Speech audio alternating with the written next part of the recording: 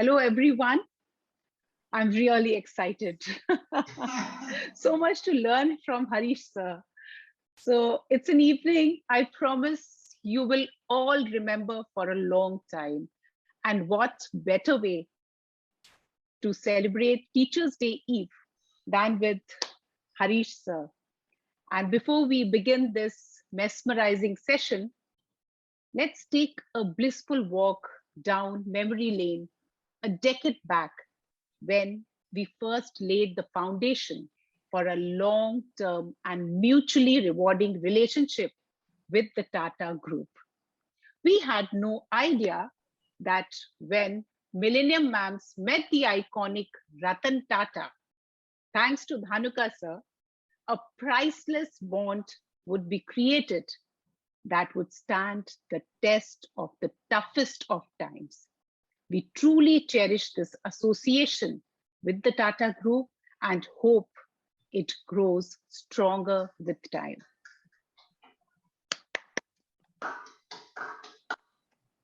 Only a selected few have the opportunity to enter the premier management institution and get to learn about great companies through case studies. Most of us live our lives without knowing about these companies. Case studies don't evoke the same thrill as a gripping novel. I think you would all agree with me. Most people would have lived their lives without leafing through a case study. The courage and conviction it takes to radically transform a case study into a case story comes only from a writer belonging to a rare breed. And today, we have with us an extremely gifted writer who felt that the best way to share these case stories would be to talk about a company that every Indian could relate to. The writer was extremely excited and could not rest till the book was complete. He burnt the midnight oil to make sure his dream project saw the light of day. Stories in this book have been collected from the shop floor staff to the head honchos. Tata Lo, his previous book, was born 9 years ago, as was the author, and he hasn't looked back since. The aroma of his intoxicating work of fiction and extreme love of coffee drew us to this author for the launch of his book. And today we meet him to discuss another masterpiece penned by the fascinating storyteller. Please welcome the brand custodian of Tata Sons and the author of #Tata Stories, Mr. Harish Bhat. Thank you, Rashna. Thank you, sir, for accepting our invitation, sir. So we all eagerly await the #Tata Stories. Over to you, sir. Thank you, Rashna. Those are very kind words from your side. And let me just start by saying that I have enjoyed all my interactions with millennial mams in the past. And I look forward to every interaction, Rashna, with members of Millennium Mams, with all of you. I still recall the interaction you were mentioning that we had at the Taj President Hotel for the launch of coffee. And I do wish we could have done this as a physical event, but given the circumstances, I think digital gives us such wonderful reach, like all of you said. This is Saturday evening, so I'm going to request all your members to sit back with a cup of tea or coffee. Yes, we have it ready with us. Yeah, and enjoy this event, because this is an event of just storytelling, to tell you the truth to all of you who are here. Thank you very much for being with me on a Saturday evening. And it's my privilege, on the eve of Teachers' Day, I think most of my learnings in my career have come from the Tata Group. and therefore it's my privilege to narrate some interesting stories from the Tata Group. By themselves, they're interesting stories, but they also bring out some of the characteristics of the Tata Group very, very clearly. I just want Rashna to confirm to me whether my slide Yes, sir. is now appearing. Sir, absolutely, it's visible, sir. Very clear. So first, let me tell all of you the story of this book. It is a story book, but there's also a story of the book itself. So, you know, in March 2020, the pandemic came upon us, and suddenly, you know, Bombay House closed for a few months, and all of us had to work from home, like I'm sure all of you did also during that time. And it was a little bit of a gloomy period because you didn't know, you know, suddenly there were lockdowns, even getting food was a little difficult.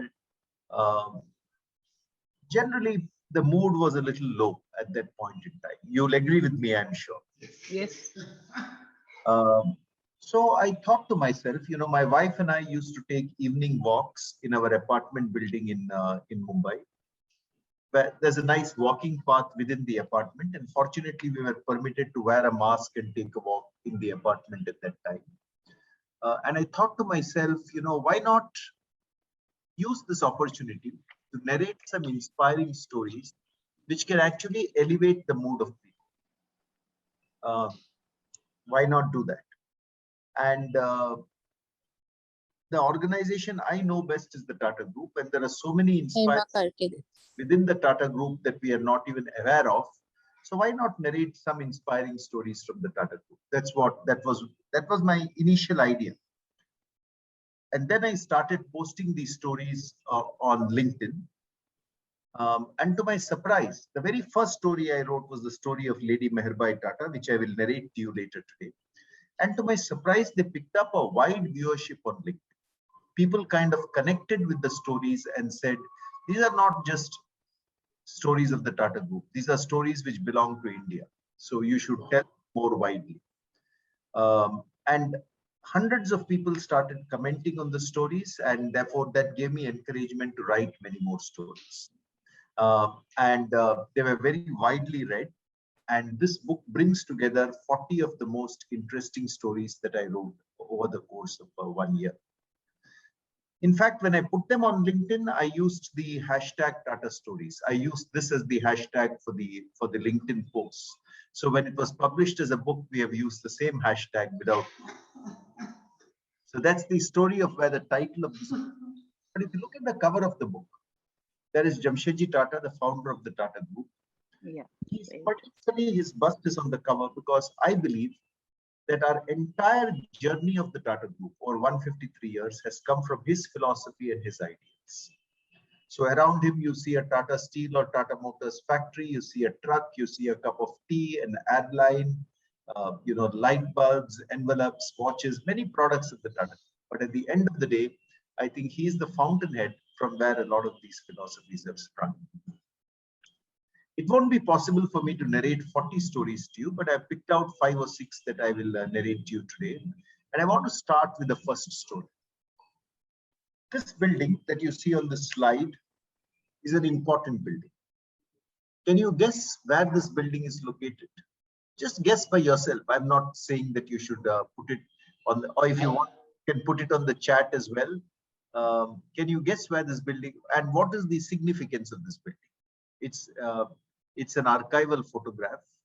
So, you know, this building, I can see a few people coming onto the chat. Let me just wait and see whether I'm getting answers. So I've got Kolkata, I've got Mumbai, I've got. They've said even Tolly Club. Okay. So Tolly Club does have some buildings like this. Bombay House, Mumbai. It's Bombay House in Mumbai. Bombay House. So, you know, all these are places that I know well. I used to go to the Tolly Club as well to play tennis at one time, many, many years ago in Calcutta. But wow. This is not Mumbai, this is not Jamshedpur, this is not Bombay House. This is a small town called Navsari in Gujarat. And this is the town in which Jamshedji Tata was born. And the house you see in front of you is the house in which Jamshedji Tata was born in the year 1839. The house has been rebuilt a little bit. At that time, it did not have the second floor. It only had a ground floor. Now it also has a first floor on top, as you can see.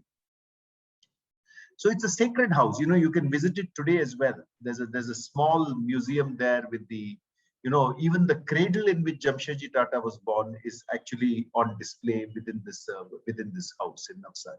He was born to a family of Parsi priests. He actually came from a family of Parsi priests, and his father broke away from the priestly profession to become a merchant and a trader. And at the age of 13, when Jamshedji Tata was 13, he was born on the 3rd of March, 1839. And at the age of 13, his father shifted to Mumbai. And Jamshedji Tata also came to Mumbai. He was very fond of reading. He used to love writers like Charles Dickens, William Makepeace Thackeray, even Mark Twain, because he believed reading is a window to see the whole world. And then he went to Elphinstone College in Mumbai, where he did his undergraduate studies. And at the end of it, he joined his father's trading firm. His father sent him to Shanghai in China. His father also sent him to London. At that time, his father's firm was only a trading firm. It was not a firm of industries. Then in 1868, Jamshedji Tata started the firm, which is today known as Tata Sons. It was not yet called Tata Sons at that time. It was called Tata Sons starting from the 1880s. But he started this firm in 1868 called Tata Sons, which is today the parent company of the Tata Group. 6 years later, in 1874, he founded his very first industry. Today, all of you in Millennium Mams, you interact with Indian hotels, with Tata Consumer Products, with Tata Coffee, with Tata Elixir. Rashna, you were telling me that soon you have an interaction with Sanjay Dutt of Tata Realty. Yes, and so we've had with Mr. Venkat from Titan also. Yeah, and Venkat of Titan, so Titan company, Tata Power. But the very first company which Jamshedji Tata founded, give me a moment. I don't know why this the slide is not going down. I'm going to reshare this presentation.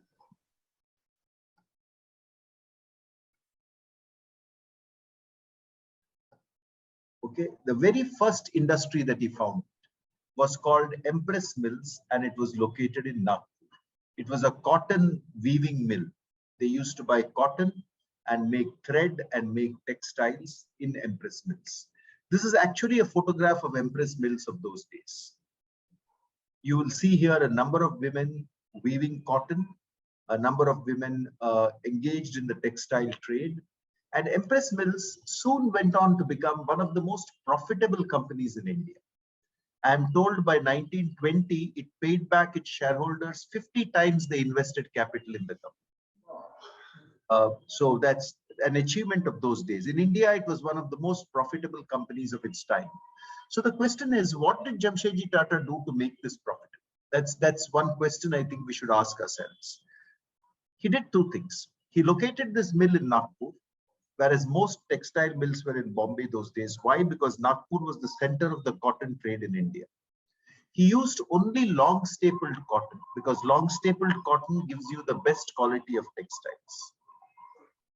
And he also used manufacturing innovations. The spindle you see on top is called the ring spindle.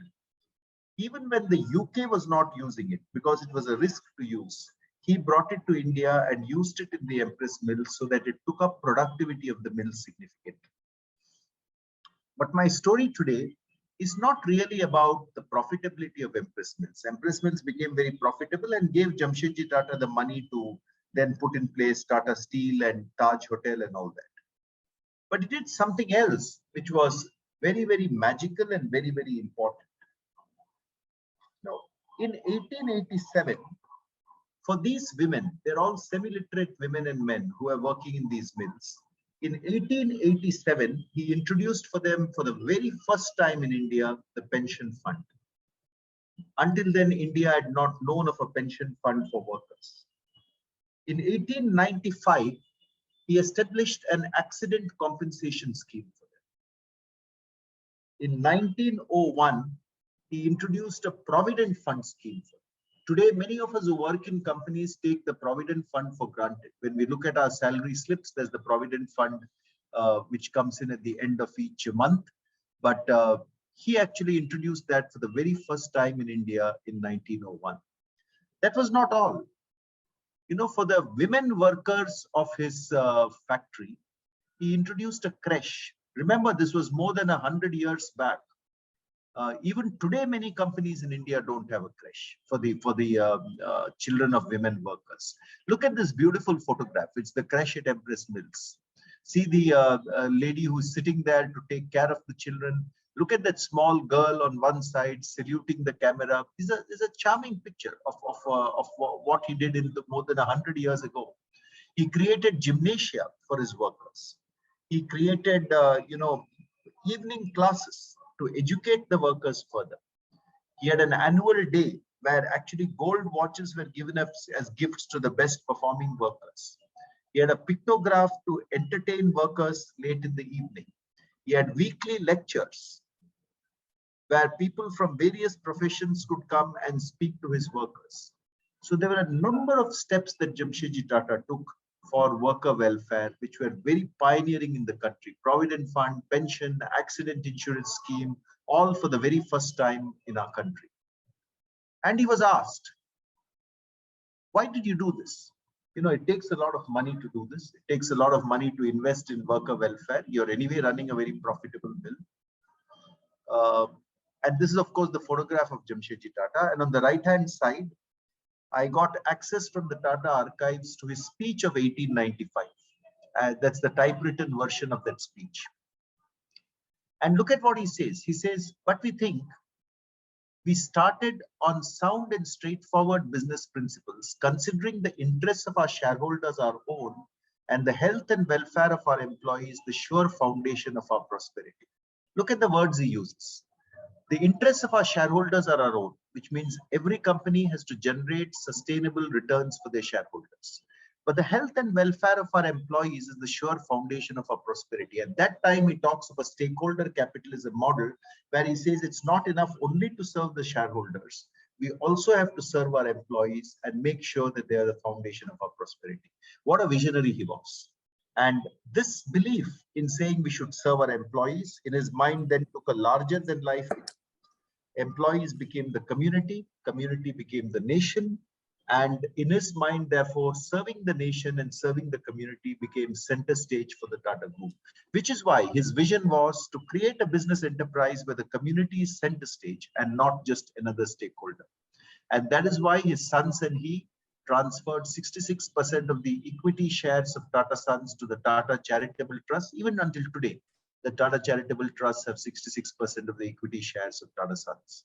So this is the first story I wanted to narrate today to all of you, because I believe this is the foundation of the Tata Group. Everything that the Tata Group does today for the community, for the nation, for its shareholders, comes from this philosophy of Jamshedji Tata, our founder. But let me go on to the second story that I want to narrate to you today. Some of you may have read of this story, but it's a nice story to narrate, on a session like this. The gentleman you see on the left here is the elder son of Jamshedji Tata. His name is Dorabji Tata. He was later knighted and called Sir Dorabji Tata. And the lady you see on his right is Lady Meherbai Tata, or Mehri, as she was called when she was young, who is his wife. They got married in 1896. Actually, they got married on Valentine's Day in 1896. And I'm told that Dorabji Tata fell in love with her at first sight when he visited her parents' house, which was in Bangalore in the Mysore presidency in those days. And they got married on Valentine's Day in 1896. So Dorabji Tata was deeply in love with Mehri. Mehri then became Meherbai. And in 1900, on one of his global travels, he heard that a very large diamond is on sale in London. Now, this diamond had come from the Jagersfontein mine of South Africa. It was twice as large as the Kohinoor diamond. It was 2 times the caratage of the Kohinoor diamond. And it was the 6th largest ever diamond in the world. And Dorabji Tata decided to buy the diamond for his wife, Lady Meherbai Tata. You can see her in this picture wearing that diamond. She had a platinum chain on which the diamond was, fixed. And she used to wear it for special occasions in her life. It was so valuable that every time they had to take this diamond out of the locker, they had to pay 200 UK pounds to the insurance company. So that was the value of this 200 UK pounds. I'm talking of 1900 or 1910. Imagine what it would be today. So this was the Jubilee Diamond. It was called the Jubilee Diamond because it was in the Jubilee of Queen Victoria's coronation that the diamond was actually named after. So Dorabji Tata and Lady Meherbai Tata, he became the second chairman of the Tata Group after Jamshedji Tata passed away in 1904. And he was very busy because he was putting up Tata Steel, he was putting up the Indian Institute of Science, the Tata Hydroelectric project. He was a very, very determined person, very, very persistent person. Just recently, I delivered a lecture on his life. And actually, many Indians don't know about it to the extent they should. Under his chairmanship, Tata Steel became a reality. Indian Institute of Science became a reality. Tata Power became a reality. Actually, the New India Assurance Company, India's largest life insurance company, was founded by him. He was also responsible for India's first team to ever enter the Olympics. He sponsored the first Indian team to the Olympics. But this is a different story. In 1924, because of World War I, the demand for steel collapsed. And Sir Dorabji Tata received a telegram saying from Tata Steel in Jamshedpur, saying we don't even have money to pay our workers for wages. We'll have to shut down the plant and lay off workers. It was a very bad situation for Tata Steel. They had just launched an expansion program and the demand for steel had collapsed in Japan as a result of the First World War. He did not blink an eyelid. His wife and he together, Lady Meherbai Tata and Sir Dorabji Tata together, decided to pledge their entire personal wealth, including the Jubilee Diamond, to the Imperial Bank of India to raise funds to save Tata Steel. His entire personal wealth at that time in the 1920s was 1 crore of rupees. So you can imagine if you bring that forward today, how many crores it would be. He pledged his entire personal wealth, and Lady Meherbai Tata and he pledged the Jubilee Diamond as well to the Imperial Bank of India, which is today called the State Bank of India. And they raised 1 crore as funding for Tata Steel. They used that money to keep Tata Steel running, to pay all the workers. Not a single worker was laid off, despite and protect those livelihoods. Later on, Tata Steel went on to become a very prosperous enterprise by the 1930s, but it would never have been possible without their actually having pledged the Jubilee Diamond and the rest of their wealth. But there's an interesting, like they say in India, kahani ab bhi baki hai. It's not completed yet. So what happened thereafter was Lady Meherbai Tata passed away. Sadly, she passed away of leukemia in the early 1930s. And Sir Dorabji Tata also passed away soon after her passing away. But before he died, 3 months before he died, he made his will. And in his will, he left their entire wealth to the Sir Dorabji Tata Trust, including the Jubilee Diamond. And his entire wealth, not left to relatives, not left to anyone else, he left it completely to charity to the Sir Dorabji Tata Trust. The Sir Dorabji Tata Trust sold this diamond to get money into the, and I'm told that Cartier bought it. This diamond still exists, by the way. It's a big diamond merchant in Lebanon who owns this Jubilee Diamond today. But the Sir Dorabji Tata Trust sold it to raise money. And raise money for doing what? Raise money for putting up its very first project, which was the Tata Memorial Hospital in Mumbai. And the Tata Memorial Hospital in Mumbai, which was in Asia's and India's first cancer hospital. was put up by the Sir Dorabji Tata Trust using the funds from the sale of this diamond and the rest of his wealth. So when I look back at the story, I think to myself, you know, can there be a diamond which is more blessed than this? It's a diamond which has saved Tata Steel from collapse and saved thousands of jobs. It is a diamond which has gone on to create the Tata Memorial Hospital in Mumbai. 65,000 patients come to Tata Memorial Hospital in Mumbai every year. 70% of them are treated free of charge. That kind of impact on the community for this gentleman and his wife to create, those are truly, hearts of gold.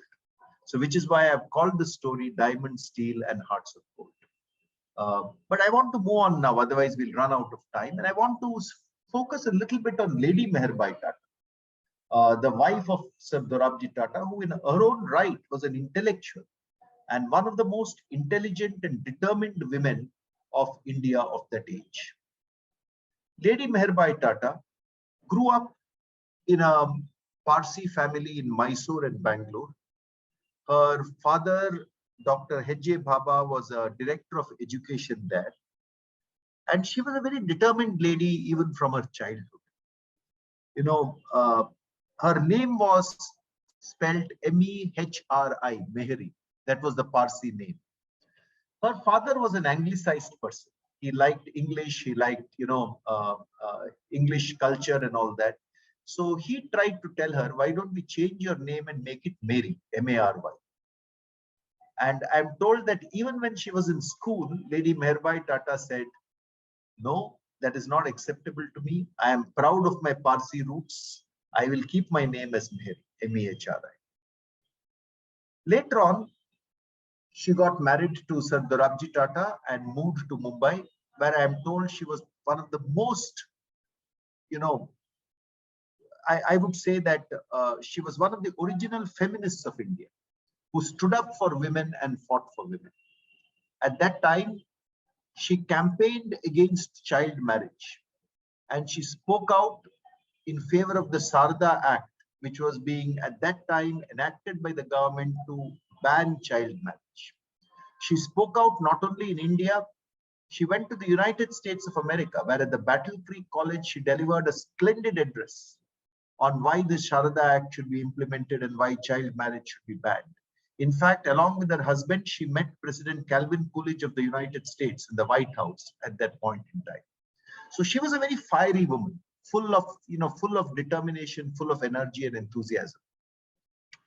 Two other things I should tell you about her, 2 or 3 other things. She was a tennis champion. Actually, she was the first Indian woman drawn to play in the Olympics. Though she did not play that game, but in 1924, her name was drawn to play tennis in the Olympics. She won 60 tennis championships, 60 tennis championships. But there was one thing unique about her. Look at the photo on the right. When she played tennis, she always played tennis only in the Parsi sari. This is the Parsi sari, the way the sari is worn by Parsi. She was so proud of her Indian heritage and her Parsi heritage that she said, I would like to play tennis in the sari. And you can imagine that kind of emotion and passion, how much India and Indianness must have meant to her. She became, on the left-hand side, you can see she became the president of the International Women's Congress, went to the UK in that capacity.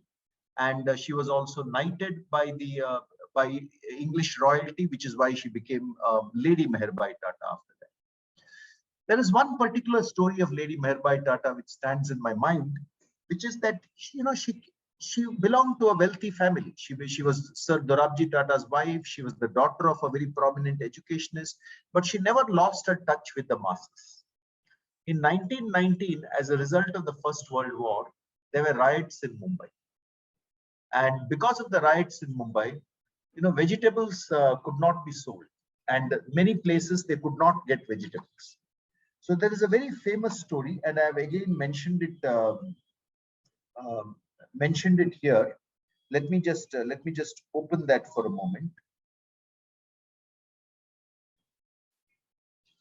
So this was in the Baikula area of Mumbai. and there were no vegetables. So Lady Meherbai Tata, along with some other women, went to meet the mayor and the police commissioner. And they said, because of riots, these women of this area are unable to get vegetables. They're needy women. We would like to sell vegetables to them. Please permit us to do that. So the mayor and the police chief said, no, no, no, that is not possible. You know, you all are after all, how can we permit, how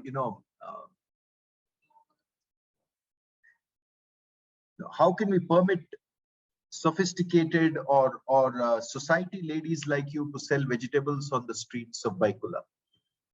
That would not, how can we permit graceful ladies like you to sell vegetables and become vegetable vendors? So apparently Lady Meherbai Tata stood up and said, told the mayor of Mumbai at that time, who was of course a Britisher, she said, we have not come here to be graceful. We have come here to be useful.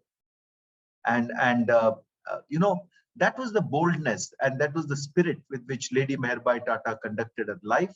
And I wanted to mention it to you today because we hear of many feminist icons today. We hear of many women who take forward the cause of femininity. But do remember that more than 100 years ago, there lived this woman called Lady Meherbai Tata, who was perhaps India's original feminist icon. I want to move on to a different story now.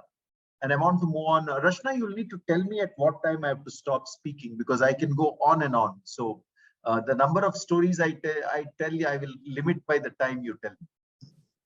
So in 10 minutes, maybe by 6:45, we'll start the Q&A for half an hour. I'll close by 6:45.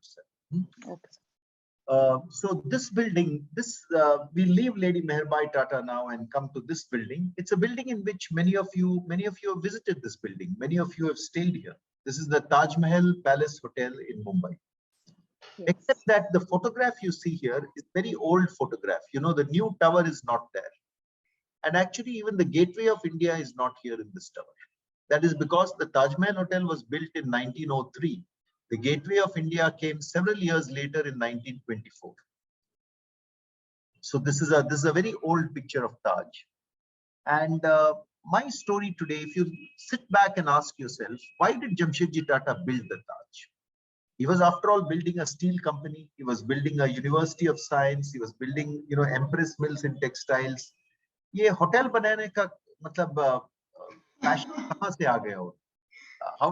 How did he suddenly feel that he wanted to build a luxury hotel?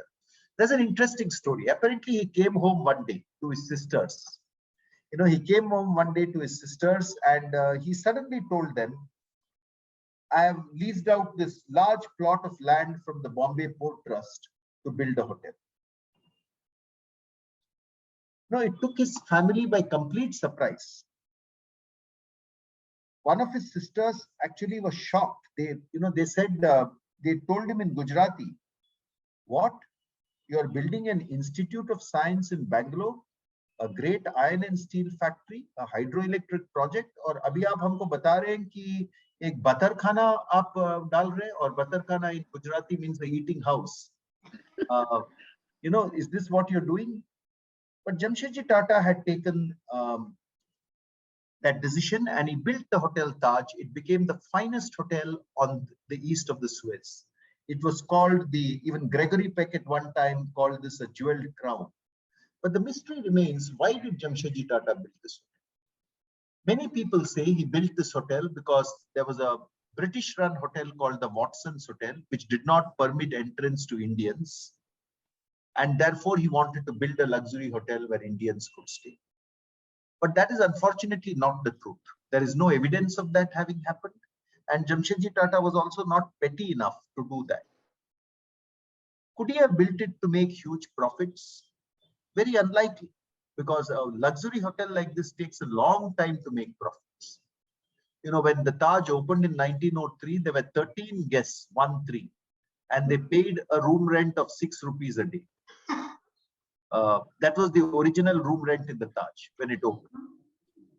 So it could not have been for great profits. Actually, Jamshedji Tata wanted to hand over this hotel to another firm to run on a management contract, but that did not happen. So he continued to run it. The reason why he built this hotel is very different. In the 1890s, just like we have the coronavirus pandemic today, in the 1890s, we had the bubonic plague. The plague was a pandemic. It was called the Black Death. Millions of people fled from the city of Mumbai. Thousands of people died. This was well before vaccines and all had started. Dr. Hafkin's vaccine had just started at that time. And Mumbai, the commercial capital of our country, was down on its knees. Visitors had stopped coming to Mumbai. People were running away. This was the place where the textile mills were. This is the place where industry had just started. And the entire city virtually came to its knees. So Jamshedji Tata is reported to have gone to the editor of Times of India at that time and said, I should do something to bring the city back again and to bring visitors back again to our city. And he decided one of the best things to do was to put up a luxury hotel which will stand for a symbol of a resilient Mumbai. So he invested his money to put up the Taj Hotel, the first luxury hotel of the city of Mumbai, the first building to be electrified. He went round the world to Germany, to France, to UK to get spun pillars, to get a Turkish bath. Do you know that he installed ice? And he used to blow air through that ice to air condition the rooms at that time, because air conditioners were still not invented at that time. So the reason he built this hotel was he wanted people to come back to Mumbai. He wanted Mumbai to be saved from the ravages of the bubonic plague and stand up on its feet yet again. And what a splendid symbol this has been. This hotel has weathered 2 pandemics, 2 world wars, a terrorist attack. And I would say this hotel is a proud symbol of India today. It's a proud symbol of India having lived on and flourished for so many years. I'm sure many of you will see it once again when you come back to visit Bombay sometime in the future. Maybe I will just narrate one more story. I had a story about Rusi Modi and a story about Tetley, but I can narrate it some other time for you.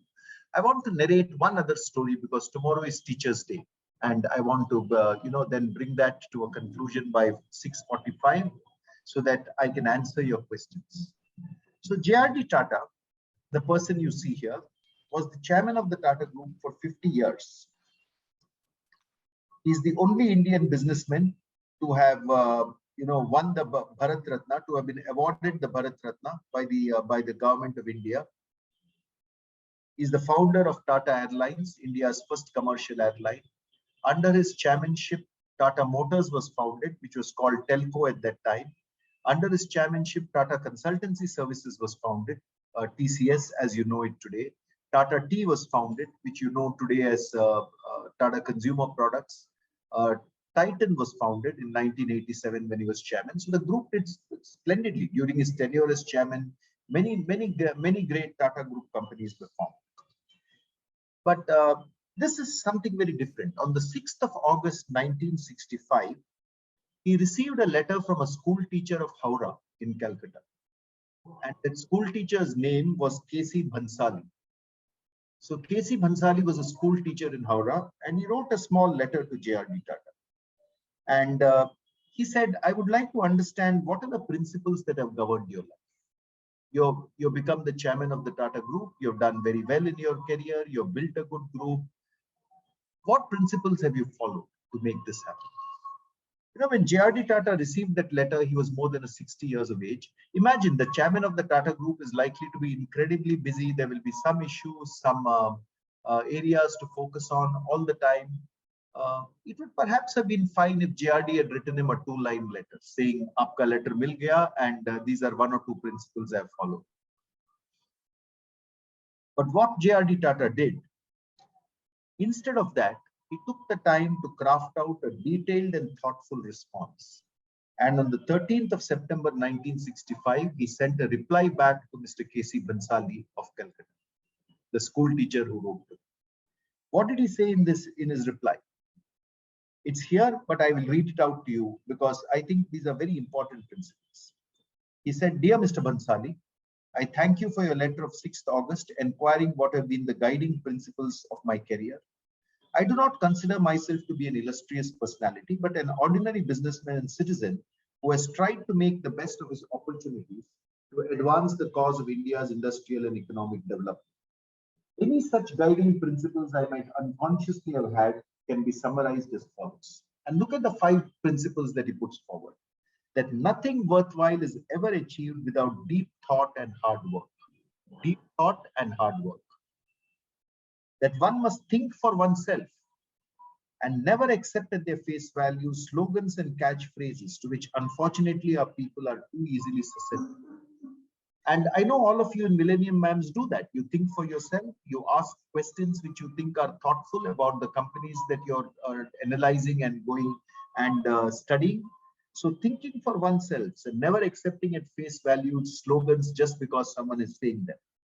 That one must forever strive for excellence or even perfection in any task, however small, and never be satisfied with the second best. Striving for excellence in everything we do. That no success or achievement in material terms is worthwhile unless it serves the needs and interests of our country and is achieved by fair and honest means. And that good human relations not only bring great personal rewards, but are essential to the success of any enterprise. Look at the beautiful principles he puts forward. These are principles that are relevant to us, they're relevant to our children, they're relevant to our families, they're relevant to every human being that he has summarized. It's such a simple letter. It's not difficult to read this letter. It's written in plain, simple English. I have counted the number of words in this letter. It is less than 200 words long. Okay. So in less than 200 words, he has been able, when I was writing this book, I said, chalo, count kar lete. Let's see how long. And within 200 words in very simple English, he has written out the principles of what it means to be, successful in life and what it means, what one has to do to be successful in a good way in life. President Abraham Lincoln in the United States of America, his Gettysburg Address, which all of us know, was 275 words long, where he spelled out the principles of the United States nation. This was actually smaller than that. Now, the best ideas are communicated like this in very compact and brief pieces of communication. These are 5 independent principles that he has put down. Hard work, thoughtfulness, excellence, ethical behavior and patriotism and good human relations. And he has not drawn this from any theoretical construct or from some textbook of management. He has drawn it from the experience of his own life, which is always the best textbooks for us. We learn from our experience. And that is much more valuable to us than any textbook that anyone writes. This resonates with everyone. No, don't we wish that we could push ourselves to much more excellence than we do? I think all of us do. Don't we wish that we can do something for our nation and our community? I think all of us wish we can do something. So each of these points we can take to life. And this letter is so simple to understand. The reason I want to end with this letter is because 30 years back when I joined the Tata Group, someone gave me a copy of this letter on a laminated board with J.R.D. Tata's photograph on one side. It had an extract from this letter that one must forever strive for excellence in whatever you do, however small or however big.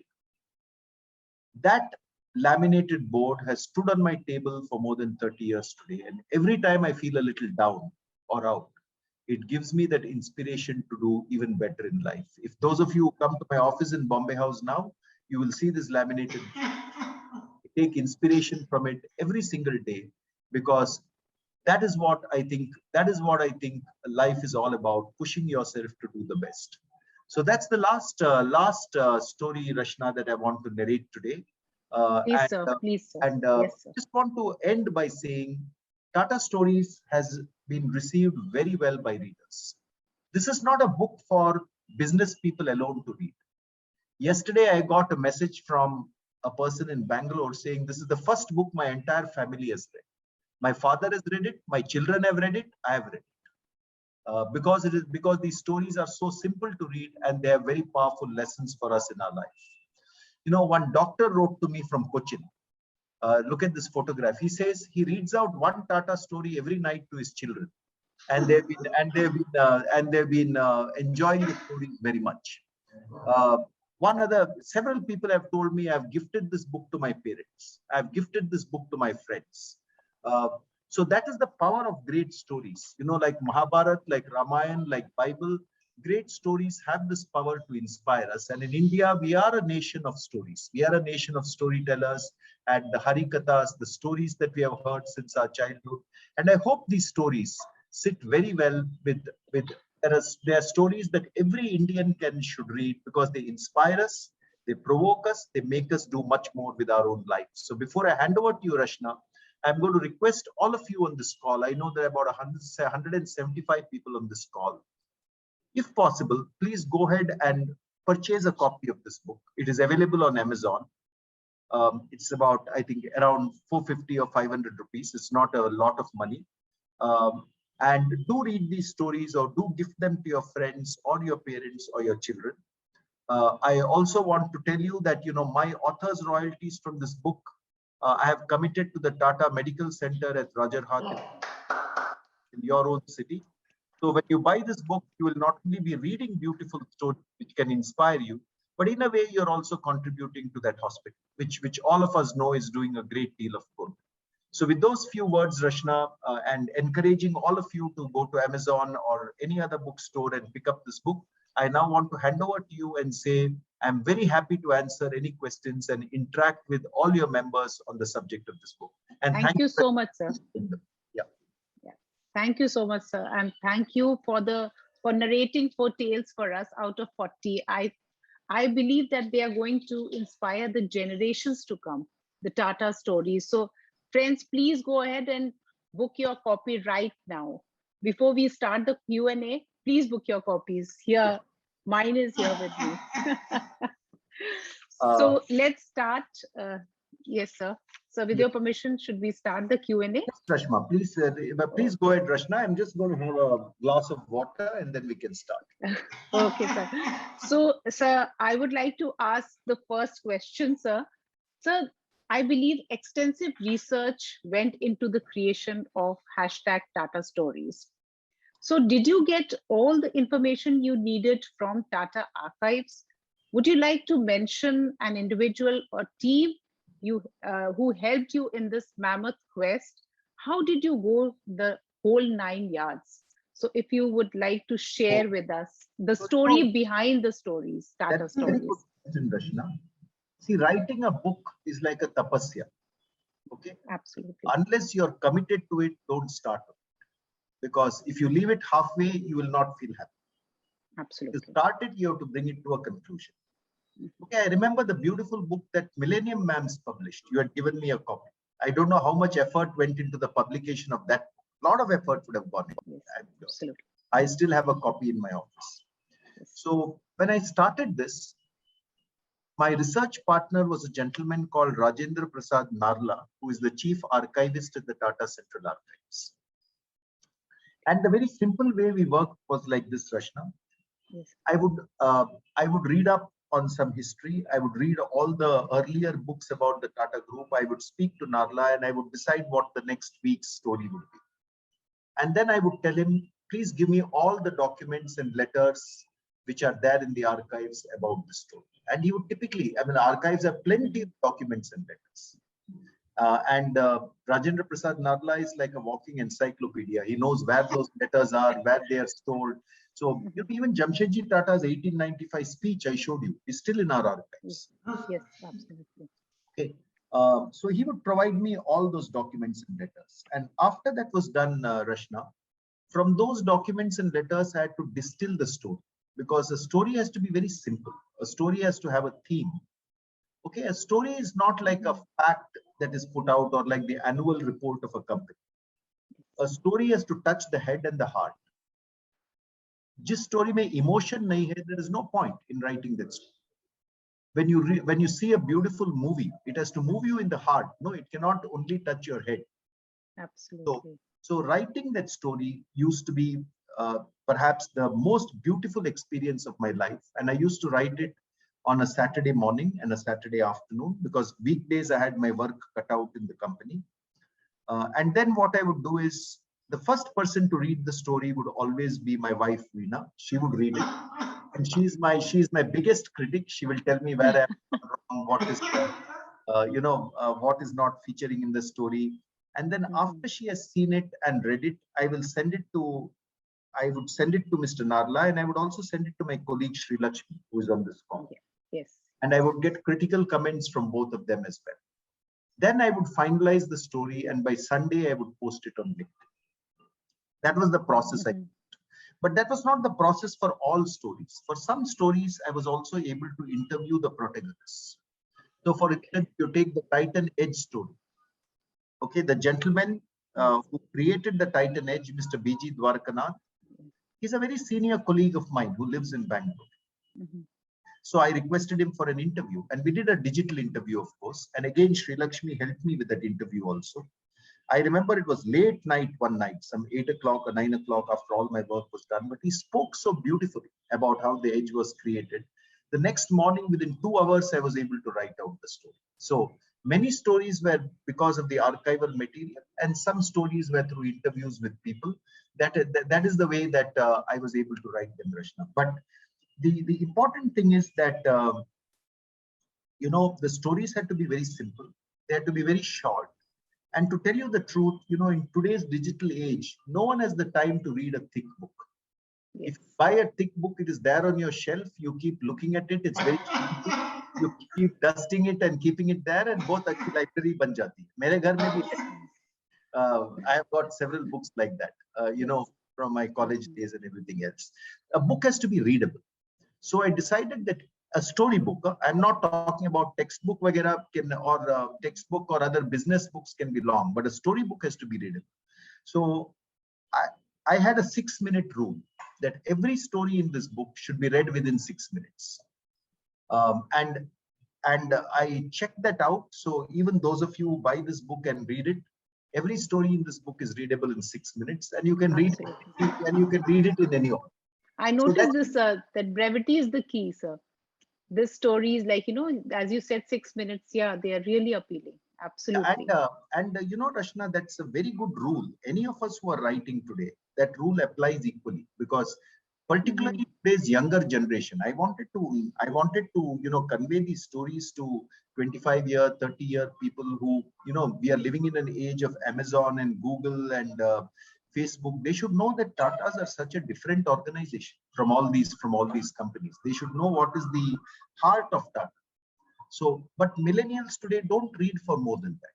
That's the kind of social media reading habits they have. That is why I had to write every story so that it could be read within 6 minutes. And any of you who want to do writing, I would encourage you, if you're writing short stories, please follow that rule. Wow. Thank you so much for sharing, sir. And now I would like to invite Sonali Chandak to ask her question. Sonali, you can come in, please. Yes. Good evening, sir. Thank you for writing this inspirational book and amazing presentation. It touches the heart indeed. Thank you, Sonali. Thank you very much for listening to me. Yes. So my question to you, the story of Tata and Olympics is one of my favorites. And it was a perfect read given the recent performance of Indian athletes in Tokyo Olympics and the ongoing Paralympics. I'm particularly in awe of the inference drawn towards the end. When we combine our passion and our purpose, even we can make magic happen. Sir, I would request you to talk about this beautiful, inspiring message. Yeah, so I won't narrate the whole story here. I think, those of you who have not yet read the book, let the suspense remain and you can read it. All I would suffice it to say is that Sir Dorabji Tata, the second chairman of the Tata Group,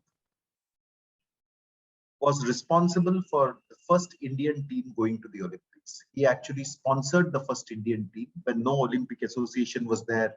There was no organized, effort at that point in time. It's a very beautiful story.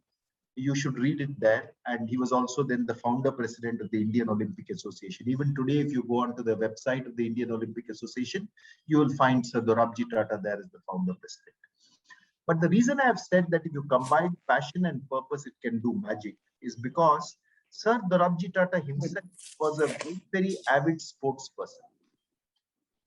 He did part of his studies in the United Kingdom. And in the United Kingdom, he used to play cricket, he used to play football, he used to play raga, and he also used to do sprinting and running. He was a very, very avid horseman. I am told that he used to ride a horse from Mumbai to Kirki in Pune within 8.5 hours. And he was chairman of the Tata Group at that time. So he had a great passion for sports, and he thought sports was very important to our country for fitness, for physical. And today, of course, we are very proud of our Olympians' achievements. But at that time, India was not even in the Olympics when, till 1990. So he had a passion for sports. And he also had a purpose in his life. Can I do something for our nation? Which came from his father's thinking, from Jamshedji Tata's thinking, saying, can we do something for the community and the nation? So he was able to combine his passion for sports and his purpose of doing something for the country by sponsoring the first Indian team to the Olympics, also part sponsoring the second Indian team to the Paris Olympics in 1924, and then the third team, which included the gold medal winning hockey team in 1928, also happened when he was president of the Indian Olympic Association. To me, the lesson is, Sonali, each of us have different passions. Okay, some of us are very fond of reading, some of us are very fond of writing, some of us are very fond of music, some of us are very fond of dance, some of us are very fond of investments, whatever our passions. Okay, each of us, I think if you have 100 people in a room, people will have different passions and interests. How can you use those passions to give back a little bit to the community and the society? That is the lesson that I pick up from this story. We can either pursue those passions selfishly for ourselves, which we can do, and no one would stop us from doing it. Or we can use those passions to contribute a little bit to the community around us. So for instance, I would say of Millennium Maps, many of you are very passionate about this sphere of investment and financial literacy. Am I correct? That's very, very important for you. Investment and financial literacy, particularly for women in India. So if you conduct classes on financial literacy and investment, like I know you do, and you have done in the past, then you're using your passion to contribute to the community. Yes. Okay, so that is a very good example of bringing passion and purpose together. So we may not be Sir Dorabji Tata, but in our own lives, how can we use our passion to contribute is the lesson that this story has taught. Beautiful, sir. Thank you. Yeah. Thank you, Shali, for that question. Yeah. Shipra, you may come in, please. Yes. Good evening, sir. Sir, I had goosebumps while listening to the stories. Thank you for sharing. Thank you, Shipra. Thank you for listening to these stories. Much appreciated. So my question is, which has been the most challenging story for you to write personally? So, yeah, so Shipra, one of the journalists also asked me this question. The most challenging story to write was the story of Swami Vivekananda and Jamshedji Tata. Okay, wow. And it is the first story it's the second story in this book, actually, after the story of Empress Mills. And I won't narrate the story now. Many of you may already be aware of the story of how Swami Vivekananda and Jamshedji Tata met on a ship and how it led to the foundation of Indian Institute of Science. It was challenging because there are many streams. I had to read up about Swami Vivekananda and how did he go on that ship. What was the background? How did he land up on that ship? I had to read up about Jamshedji Tata. How did he go on that same ship with Swami Vivekananda? I had to understand details of that ship. What kind of a ship it was, where could they possibly have met? Because when you write a story, wo picture eyes ke samne aana chahiye. Then you are able to write the story well. But for that picture to be in front of your eyes, you have to imagine all this. No? So I had to go to some websites of maritime history and understand what the ship was, kis tarah ka ship tha, what colors were the masts and the hose. Then I had to understand what happened after the voyage. And that information was contained in a separate research paper written by Shankari Prasad Basu. And I had to read some writings of Sister Nivedita, who worked with Swami Vivekananda and who also helped in this whole endeavor. So there were many streams which had to come together into the writing of the story. And I was also very conscious. I was writing about two people who are very revered in our country. Both Swami Vivekanand and Jamshedji Tata are, to us Indians, they're like gods. Right, sir. So we had to get every fact accurate. Yes. So and even after this, Shipra, I remember sitting in my bedroom on Saturday and saying, "Ye story to main likh nahi pa raha." It's becoming very challenging. So what should I do? So I went to YouTube and I heard a video. I said I should inspire myself to do something to write the story. YouTube pe kai videos hai. So I went to YouTube and I heard a video of Swami Vivekanand's speech at the Congress of Nations in 18, where he stands up and says, "Sisters and brothers of America," and there's Chicago, Chicago. I did it only to inspire myself. That's all, because I was writing about him. So I spent, this chair is just in front of me, the orange chair on which I was sitting that day. And I heard that video for half an hour or something. It was, it was not in his original voice. Someone else was delivering the speech in his voice, but the pictures of his being in Chicago, etc., were there. But that really inspired me. I said, if this person can stand in front of, the Parliament of Religions, he was just a young unknown monk at that time, and deliver such an inspiring speech, then why can't I write this story? Wow. Okay. So wow. that is the thought which went through my mind. But that is the voyage of a storytellership, right? It's a lonely voyage, because you can't write 10 people together cannot write a story. Story has to be created by one person and written. But that was the most challenging story. Wow, sir, can't wait to read the book. Thank you for sharing that, sir. Thank you, Shipra, and I hope you thoroughly enjoyed the book. Please share your feedback whenever you can. Definitely, sir. Thank you. Next question is from Rashmi. Rashmi, please, you can come in. Good evening, sir. Thank you so much for sharing such a wonderful information about Tata Sons with us, sir. So my question to you is, can you please take us over through some interesting anecdotes that you must have discovered while you were writing this book? Yes, yes, Rashmi. So there were many interesting anecdotes that I discovered while writing this book. For instance, I did not know many of the anecdotes of Rusi Modi's life. Okay, Rusi Modi comes from your part of the country. He was chairman and MD of Tata Steel for many years, and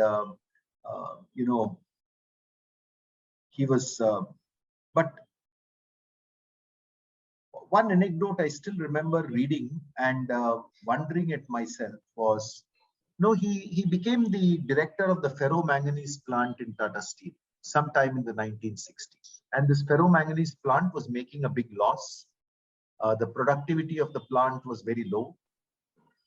So he became the director. And what will you do when you become the director?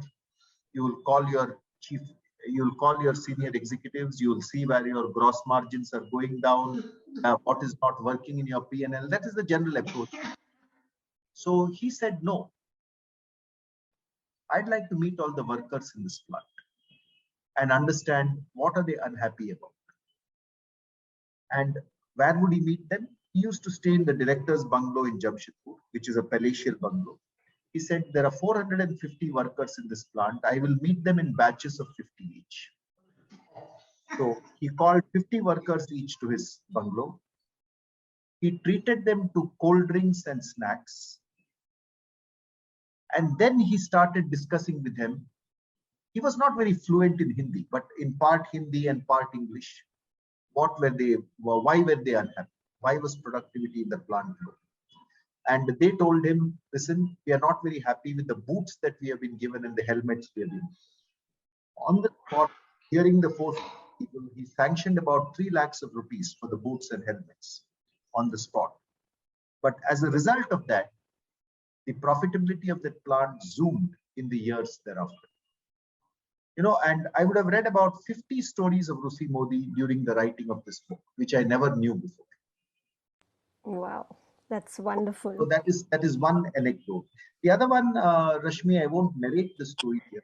I also came across a very, very interesting story of J.R.D. Tata and a race that aircraft race that he participated in, which he actually lost, but he also won. And competing against him was Aspi engineer, who went on to become the Air Chief Marshal of India many years later. But you should read that in the book. I don't want to, each story takes me 10-12 minutes to narrate. So read the book. So there are many such anecdotes I myself discovered, Rashmi. And even today, when people read this book, they say, we thought we knew everything about the Tata Group, but once we read the book, we know there is so much more to discover. So, so I'm happy that I have created a book out of it. And, a book typically tends to outlast you. Several years later, I may no longer be on this earth, but, the book and its story should live on. Absolutely, sir. Agreed. Completely. Looking forward to read this book. Thank you so much, sir. Thank you, Rashmi. Please enjoy the reading. Thank you. So, sir, I would like to come with the next question, sir. So while I was reading this book, sir, I understood a synergy, the association between Sir Ratan Tata and Gandhiji was synergistic. While Sir Ratan Tata funded Gandhiji's independence struggle, Gandhiji reciprocated by helping solve some labor issues at Jamshedpur. So, sir, how would you relate it to the modern times? Can such synergies exist today, sir, or is it there in what form? Yeah. So you're right, Rashna. The reason that Mahatma Gandhi visited Jamshedpur in the year 1925 was to resolve a couple of industrial, matters, industrial disputes, and he was actually called there. Let me just open the story of Gandhiji at Jamshedpur.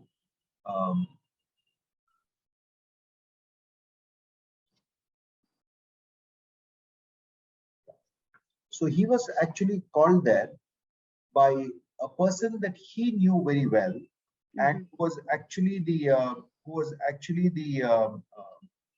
labor leader in Jamshedpur at that time, who was Dinabandhu C.F. Andrews, who was the labor leader. Yes. And those matters got resolved. And then Gandhiji visited the steel plant as well. And it was a very good, J.R.D. Tata and Gandhiji had a very good relationship. But I must also tell you, it was a relationship in which they did not agree on everything. For instance, J.R.D. Tata did not agree with the cottage industries principle that Gandhiji had. He thought India needed large industries. Yes. But look at what J.R.D. Tata has said about Gandhiji. He spoke about this many years later. He says, Gandhiji is by far the greatest personality, and to this day, the most extraordinary human being I've ever met. He inspired in me, as in most people, a mixture of awe, admiration, and affection, combined with some skepticism about his economic philosophy. But he says, despite my skepticism about his economic philosophy, I would follow or support him to the end, come what may. So to Krishna, this is an indication that, you don't have to agree with everything the other person says. You can admire a person, you can admire a politician, you can admire a business leader. You may disagree with some things that person says. Okay. But there can still be a very synergistic relationship between the two. And we have to realize that two human beings will never have absolute match in our thinking.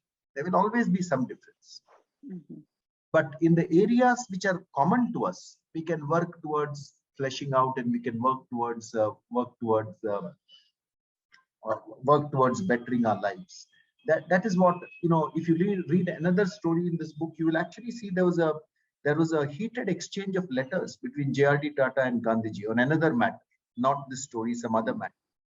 But at the end of the day, after that heated exchange got over and that matter was resolved, they came back to working constructively for the country.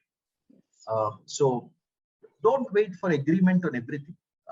Life is too short for that. Find the areas where there's agreement and work in those areas, and keep aside the areas where there is no agreement. I think then you are able to get such. If there is mutual respect, sir, I think it works. Yes, if there is mutual respect, it works. And that is true not only of Gandhi and J.R.D. Tata, it's true in our lives of all people. If you mutually respect another person, then even if you have differences on specific aspects with that person, you can still work together with. But mutual respect and trust has to be the foundation of any society. If that is not there, then your society becomes very divisive. Absolutely. Thank you, sir. And I would like to call upon Preeti, our Vice President. She wants to ask a question. Of course. And then if it's already 7:15, then she'll proceed with the vote of thanks. Sure, sure. Yeah. Good evening, sir. Good evening, Sir, Preeti. my heart and mind doesn't want you to stop talking, sir. So my question to you is, sir, with a 150-year-old rich history of Tatas, how could you narrow down on 40 stories to be included in this book? Yeah, And also, sir, how did you decide upon the moral learnings for each of the chapters, sir? So again, all interesting questions that you people are asking me, Preeti. There are thousands of stories from the Tata. How did I decide on which 40 were to go in here? Firstly, these are the 40 stories which captured my imagination and which there may be many stories I have left out and still need to include, maybe in a second edition of the book or maybe in another book altogether. I use the stories which appealed most to me, because unless a story appeals greatly to me, how can I write it in an emotional manner? Okay, the things which you can put emotion into, no? Otherwise, you can put your head into anything, but you can only put your heart into the things which appeal. So that is the first criteria I used. The second criteria I used, Preeti, is they should be stories from Jamshedji Tata's time to the current time. They should show the 150-year arc of the Tata Group. They should not all be of Jamshedji Tata's time or all of GRD Tata's time or all of Ratan Tata's time. They have to be a good spread across the 150 years. That was another criteria I used. The third criteria I used is that, it should not only be the chairman of the Tata Group. So Jamshedji Tata, Dorabji Tata, JRD Tata, Ratan Tata are all represented in this book. But I also wanted to bring forward the other leaders of the group, like Sumant Mulgaonkar, Rusi Modi, Nani Palkiwala, Darbari Seth, Xerxes Desai, so that when people read this, they also see the canvas of leaders whom the Tata Group has had. So that was a third criteria. And why only 40 stories? Because I think a book should not be too thick. I think in 2-3 hours, people should be able to read a good book. So even if you say 6 minutes per story, into 40 stories, that's 240 minutes. So it's about 4 hours to read the book. Even if you read it fast, about 3 hours. So that's why I kept it to 40 stories. Like I have said in the epilogue, these are just, or I've said in the introduction, these are just the stories which have appealed to my imagination. And also the other criteria, Preeti, is I wanted stories across all companies. It should not just be Tata Power or Titan or Tata Consultancy Services or Tata Steel or Taj. It has to be across so that it brings the breadth of the Tata Group also across. But to tell you the truth, all these, as I'm speaking to you, they look like scientific principles. Actually, they're not. Finally, I chose stories that I liked and I put them in. Yes. So that is what I finally did, if you ask me. Because storytelling and scientific principles are far apart. Storytelling, what appeals to your heart, you have to do in storytelling. Yes, sir. Absolutely, sir. Absolutely. 40 timeless tales. Wonderful. Thank you. Thank you, Rashmi. One last question, sir. Sirisha wants to come in with a question and then Preeti can come in again. Yeah, one last question. Thank you so much, Rashna. Good evening, sir. So Tata is not a business house, it's an institution of inspiration. And just like we had discussed in your last session, sir, are you planning to release this book in the vernacular languages also? Because yes, Sirisha. So, as we speak, there has been a lot of interest in this book. Several thousand people have already read it and written back to me. So I want to tell you that work has already started on the Hindi translation of this book, because Hindi will take it to a much larger, many of us think in Hindi and write in Hindi. So sometime by early, but the translation sometimes takes time because it has to be, translation is not translating every sentence. The spirit of the story has to come out. And there are very expert translators who are able to translate, Not everyone is like Gurudev Rabindranath Tagore, who translated his own poems from Bengali to English. Don't have that. Though Rabindranath Tagore translated his own poems from Bengali to English because he was expert in both languages. But I don't know Hindi that well. I mean, I know Hindi. I can speak in Hindi, but my Hindi is colloquial Hindi, and you know. So my publishers have this, Penguin Random House have decided to translate it to Hindi. Work has also started on a Marathi translation of this book, and work has also started on an audio version of this book for people who want to hear the stories rather than read them. And I will let all of you know whenever the Hindi version comes out, or the audio version comes out, or the Marathi version comes out. You're very right that it needs to go into regional languages, because all of us know English, but the percentage of population in India which knows English is very small. Did you know that only 6% of the Indian population writes and reads in English? Yes, sir. The stories have to reach the other 94%. Of course, yes, most spoken, but then there are all the other regional languages as well. Thank you so much, sir. Thank Great you. service. Thank you. Thank you, Raj. So there are loads of messages on the chat box. They're all appreciating. They don't want to leave the session. They don't want it to end. But I also have enjoyed this, Rashna. I think, see, the sessions with the Millennium Mams are particularly interesting for 2-3 reasons. One is that you bring a very different perspective, which I greatly admire and respect. Second is the questions that you ask me are very thoughtful. You know, even the questions which were now asked, how did you select the 40 stories? Which was the most challenging story to write? What does passion and purpose coming together mean? Each of these questions have made me think, because think from my experience. At the time I was writing the book, what happened or what. So these questions are all very sharp questions. You know, these are the kind of questions that expert interviewers ask. So when you see a BBC World, or you see, because the questions are not on the surface. The questions are actually making the person on the other side think, and they make me think before I respond. So that is very fulfilling to me as a writer and an author. And I'm sure even your questions at the AGMs, etc., are like that. I have heard many of your questions at the Tata Global Day. It's the effort of the members, sir. They really take effort, sir. But that is a very good trait, Rashna. I think the ability to ask good questions is something that many of us don't have. And I think you people in Millennium Mams have developed that. Your questions are crisp, but they are thoughtful.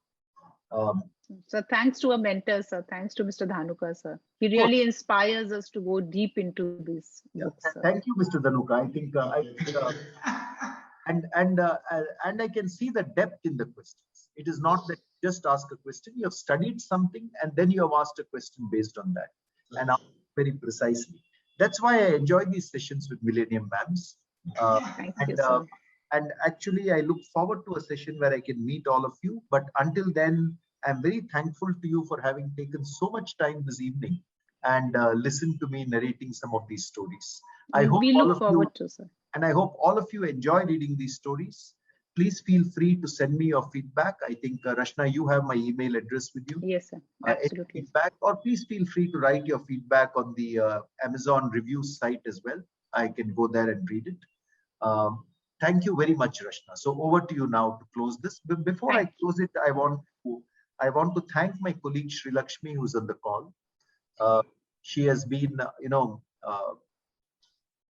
supporting me hugely in putting the book together, and now in taking the book across various parts of the country. And I know she has been working continuously with you to make today's session a success. Thank you. So we are also very grateful to her. We are all grateful to Sri Lakshmi for putting it together. Thank you, Sri. Thank you.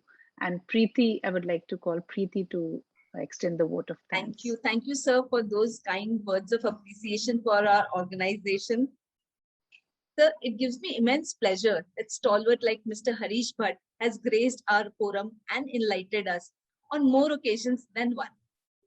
Reality is complex, but when told as a story, it becomes a relatable form. I feel that this book should become an essential part of all business management graduates. Yes. So because we need to understand that money is an important part of a business, but it comes naturally when our principles are correct. So thank you for coming on our platform and sharing these inspirations and life learning lessons.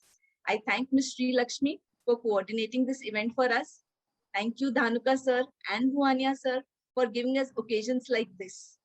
Thank you to all my friends who have joined us for this session. Thank you very much, Mr. Bhat. Thank you, Preeti. And before I leave, you know, what you said is absolutely right. If our principles are right, everything follows. Money will follow, everything will follow. Yes, sir. You know, I had the opportunity for many years to work with one of our directors in Tata Sons called Mr. Ishat Hussain, who was the CFO of the group. And he used to often, many of you may have met him also. He was the director of several Tata Group companies. He was the director of Titan when I was a young manager working there. And he used to always tell me, you know, niyat theek to sab theek.